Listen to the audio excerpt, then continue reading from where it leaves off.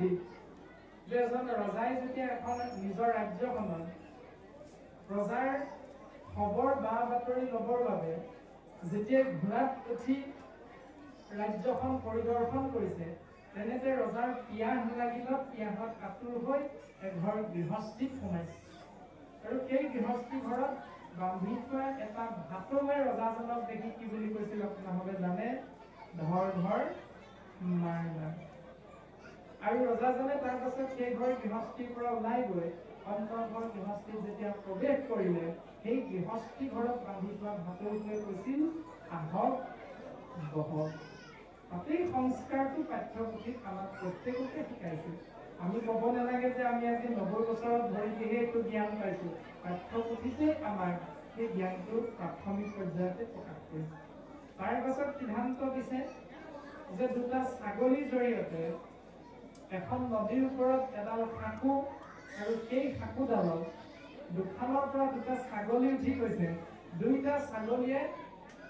সাঁকোডালৰ ওপৰত উঠি নদীখনৰ মাজমজিয়া যেতিয়া পালেগৈ দুইটা ছাগলীয়ে প্ৰকাশ কৰিছে যে মই সাঁকোডালত প্ৰথম উঠিছিলো সেইকাৰণে মই পাৰ হৈ যাম তই পাছলৈ যা মোক পাৰ হৈ যাবলৈ তই বাটটো এৰি দে আৰু ইফালৰ পৰা আমাৰ ছাগলীটোৱে প্ৰকাশ কৰিছে তোতকে মইহে আগত উঠিছিলো সেইকাৰণে তই মোক বাটটো এৰি দে আৰু এটাই মানি নললে মানি নোলোৱাৰ কাৰণে দুইটা ছাগলীয়ে অহং ভাৱনাযুক্ত হৈ যুঁজ কৰি দুইটা ছাগলী পানীত পৰি মৃত্যু হ'ল সেইটো জ্ঞানো আমাক দিছে তাৰ পাছতে আকৌ দুটা ছাগলী সেই সাঁকোডালত আহিল দুইটা ছাগলীয়ে সুন্দৰভাৱে মিলা মিছা কৰিলে যে তুমি আগত আহিলা যদিও আহিলা মই আগত উঠিছিলো যদি উঠিছিলো কোনো কথা নাই মই বাৰু অকণমান বহি দিছো খাৱলি তুমি মোৰ ওপৰেদি পাৰ হৈ যোৱা এনেধৰণে দুইটা ছাগলী নিজৰ নিজৰ বাটত গুচি গ'ল আৰু সাম্প্ৰতিক সময়ত ছ'চিয়েল মিডিয়াত আপোনালোকে এটা বিশেষ আলোচনা হৈ থকা দেখিছে তৰ্ক বিতৰ্ক এটা গতিকে আমি ভাবোঁ আমাক পাঠ্যপুথিত যে সেই জ্ঞানটো যদি আমি ব্যৱহাৰ কৰোঁ এই সমস্যাটো সুন্দৰভাৱে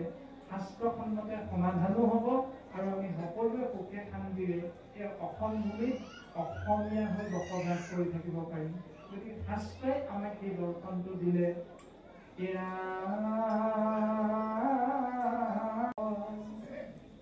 সেই সভাসদ বৰ্গ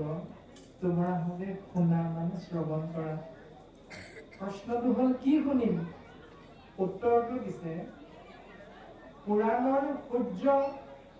মহন্ত পুৰাণ খ্যাত ভাগৱত শুনা আমিতো ভাগৱতে শুনি আছো ভাগৱতৰো কিবা এটা তত্ত্ব আছে সেই তত্ত্বটো শুনা তেতিয়া সেই তত্ত্বটো কি তত্ত্বটো কেনেকৈ শুনিম তত্ত্বটো কিয় শুনিম বিভিন্ন ধৰণৰ প্ৰশ্ন হয় কিয় কেনেকৈ এইবিলাক প্ৰশ্ন আমাৰ হৈ যায় মনৰ মাজত তাৰ প্ৰত্যেকটো প্ৰশ্নৰ উত্তৰ ভাগৱতে আমাক দিছে কেনেকৈ শুনিম কিয় শুনিম কেতিয়া শুনিম ইয়াৰ উত্তৰ দিছে ৰাম হুয়া এক শৰণ যিজনে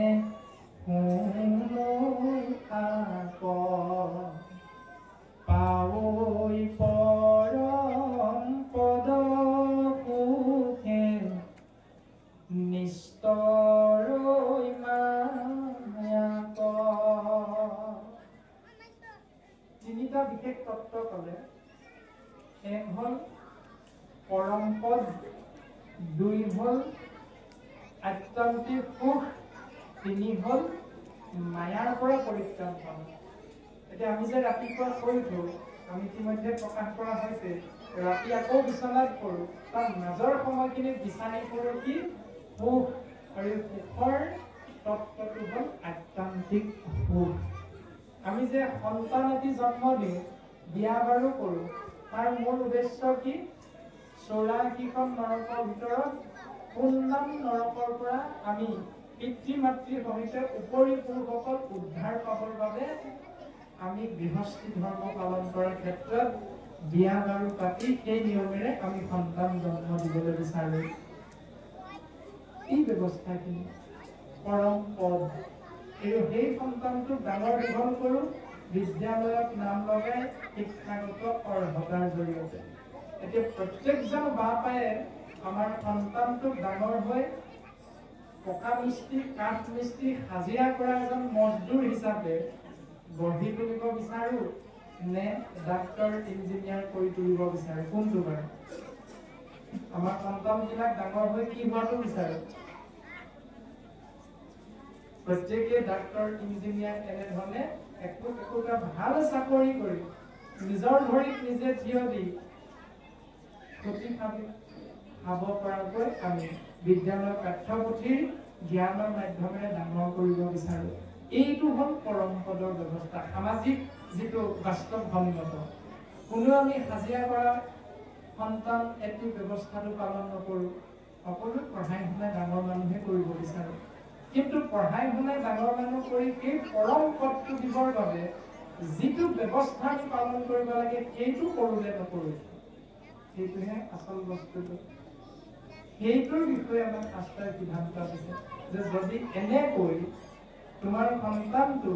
ডাঙৰ চাকৰি এটা কৰাব বিচাৰা তেতিয়াহ'লে তাক সেই পথটো আমি সুন্দৰভাৱে গাইড দিব লাগিব প্ৰত্যেকজন পিতৃ মাতৃয়ে ঠিক তেনেকৈ শাস্ত্ৰই কৈছে আলোক্য আজৈৰ্য আৰোগ্য সামিত্য আৰু মুখ্য বা নিৰ্বাণ এই 5 প্ৰকাৰ মুকুতি পৰম পদ হিচাপে সিদ্ধান্ত দিয়ে এই পৰম পদ কেইটা যদি তোমালোকক লাগে এই জীৱ আত্মা তেতিয়াহ'লে তোমালোকে প্ৰথম ভাগৱত মহান তত্ত্বটো শুনিব লাগিব কেনেকৈ উত্তৰটো হ'ল এক অৰণ্য হয় এক দেৱ এক দেও একত দিনে যি হবি আৰু পঢ়িবলৈ নামটো লগাই দিলো বিদ্যালয়ত কি পঢ়ি থাক মোৰ চাবলৈ সময় নাই এইবুলি মাক দেউতাকে এৰি দিলে সন্তানটোৰ অৱস্থা কি হ'ব কলৈ যাওঁ গৈ থাক তেতিয়া আপোনাৰ মোৰ সন্তান কেতিয়াও পঢ়িব বিচৰা ধৰণে নহ'ব গতিকে সন্তানটোৱে বিদ্যালয়ত কি পঢ়িলে শিক্ষকে কি শিকালে প্ৰত্যেকটো কথাই ৰাতি আমি পঢ়াৰ টেবুলত পিতৃ মাতৃয়ে পঢ়িব লাগিব তেতিয়াহে উত্তৰটো লাভ কৰি ডাঙৰ হ'লে কেনেকুৱা হ'ব পাৰিব ঠিক তেনেকৈ ভাগৱতে কৈছে কৃষ্ণ কথা শুনা কিন্তু শুনিবলৈ যাওঁতে তুমি কেনেকৈ যাবা উত্তৰটো হ'ল এক শৰণীয়া যদি আমি কেনেবাকৈ দ্বিশৰণীয়া হৈছো ত্ৰিশৰণীয়া হৈছো বহুশৰণীয়া হৈ কৃষ্ণ কথা শুনিবলৈ আহিছো তেতিয়াহ'লে পৰীক্ষাত পাছ কৰিব পাৰিবা মেট্ৰিকৰ দেৱালখন পাৰ হ'ব পাৰিবা কিন্তু তুমি যে ডাক্তৰ হ'ব পাৰিবা এইটো কিন্তু গেৰাণ্টি নাই দিয়া পঢ়িলে যে তুমি ডাক্তৰ হ'বা এইটো নহয় ঠিক তেনেকৈ তুমি শুনিলে যে পৰম পদ পাবা এইটো নহয় শুনাৰ এটা ব্যৱস্থা আছে সেইটো হ'ল এক হৰণ এতিয়া আমি যদি দ্বিশৰণীয়া হওঁ অৰ্থাৎ কেতিয়াবা সৰস্বতী পূজাটো গৈ অংশগ্ৰহণ কৰি গোপাল গোবিন্দ যদুনন্দন বোলে কৃষ্ণৰ চৰণে লৈ শৰণ নামাচাৰ্য হৈ নাম আশ্ৰয় কৰিছোঁ আৰু উঠি অহা যুৱক চামে যদি গুৰুজনাৰ আদৰ্শত অনুপ্ৰাণিতও হৈছোঁ কৃষ্ণ নাম দিহা নাম হিচাপে আশ্ৰয় কৰিছোঁ কিন্তু পৰিৱেশন কৰিছোঁ সৰস্বতী পূজাৰ দিনা বিশ্বকৰ্মা পূজাৰ দিনা অন্য হাতেদি গুৰুজনাৰ অপূৰ্ব সৃষ্টি ভাওনাক যদি আমি তাৰ প্ৰতি আকৃষ্ট হৈ আমি যদি সেই ব্যৱস্থাটো দুৰ্গা পূজাৰ মণ্ডপত গৈ পৰিৱেশন কৰিছোঁ তেতিয়াহ'লে এনেকুৱা দ্বিশৰণীয়া নীতিৰ জৰিয়তে সেই জীৱই ঈশ্বৰৰ পূৰ্ণ কৃপা লাভ কৰিব নোৱাৰে তাৰে উত্তৰ দি গ'ল যে বচনে কেৱল মাত্ৰ শৰণ লয় চিত্তে আন দেৱকৰ ভজয় ভাগৱতে এই তত্ত্বটো আমাক দিলে 2 নম্বৰতে ক'লে আত্মান্তিক সুখ 3 নম্বৰতে ক'লে নিষ্ঠলৈ মায়া এতিয়া মায়াক নিষ্ঠাৰ কৰাৰ মায়া বিষয়বস্তুটো আমাক গুৰুজন বস্তুৱে সিদ্ধান্ত দিছে এই উদ্ধাৰ কৰ্তাৰ ৰূপত যি হৰৰ কথা প্ৰকাশ কৰা হৈছে তেওঁৰ লগত যি এক যুদ্ধ হৈছে সেই যুদ্ধৰ পাছত কেনেকৈ পদবন্ধে আমাক কথাখিনি প্ৰকাশ কৰিছে সেই কাহিনীটো সেই দৰ্শনটো আমাৰ গুৰুকুণ্ড খণ্ডিকৰ বাপজনে প্ৰকাশ কৰিবৰ বাবে আমাক আজ্ঞা কৰিছে আমি পদবন্ধে কথাখিনি আগবঢ়াই দিবলৈ চেষ্টা কৰা হ'ব যিহেতু আমাৰো জ্ঞান সীমিত গতিকে সীমিত জ্ঞানেৰে আপোনালোকৰ অগ্ৰত গুৰুদেৱ নাম ভকত 4 মহাপুৰুষ আপোনালোকৰ চৰণ কমলত গোবিন্দ মহাপ্ৰভুৰ নিৰ্মল নাম কীৰ্তন মহাভক্তিৰে সেৱা আগবঢ়াবলৈ যাওঁতে যি অপৰাধ হৈ যাব জ্ঞানকৃত অজ্ঞানকৃত নিজৰে সন্তান ভাবি ভাই বন্ধু ভাবি দাসৰো দাস কিংকৰৰো কিংকৰ